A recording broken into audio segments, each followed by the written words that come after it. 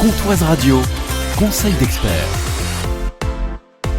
Bonjour Jean-François Huot. Bonjour à tous. Nous sommes en plein dedans, le prix du carburant qui est toujours élevé. Il existe des aides carburant pour les salariés. On va parler d'un sujet aujourd'hui très concret pour beaucoup de salariés, le coût du carburant et évidemment les aides mises en place en 2026. Avec la hausse du prix à la pompe, évidemment, se rendre à son travail peut peser sur le budget de chaque ménage.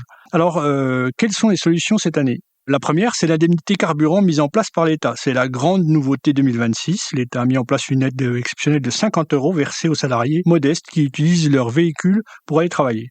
Mais attention, elle est ciblée. Il faut être grand rouleur, faire au moins 15 km trajet domicile par jour et ou 8000 km par an et respecter un plafond de ressources. La demande sera à faire en ligne avant la fin mai. Deuxième levier, bien sûr, c'est l'aide employeur. Comme beaucoup ne le savent pas, mais l'entreprise peut aussi aider ses salariés. C'est la prime carburant employeur. Elle n'est pas obligatoire, mais elle permet de rembourser une partie des frais liés au trajet domicile-lieu de travail.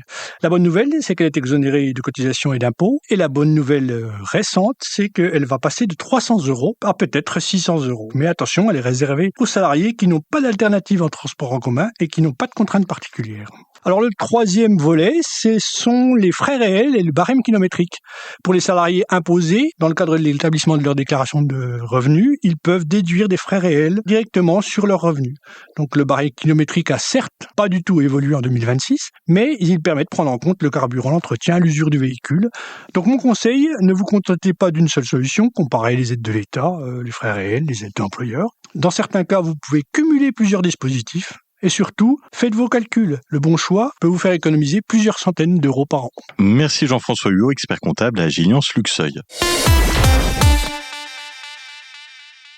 Et ce vendredi, découvrez les coulisses de Comptoise Radio. Visitez notre studio, découvrez la préparation des émissions, le choix des musiques et vivez l'expérience d'animateur radio. C'est ce vendredi à 14h30, tarif 5 €, inscription auprès de l'Office de tourisme de Luxeuil.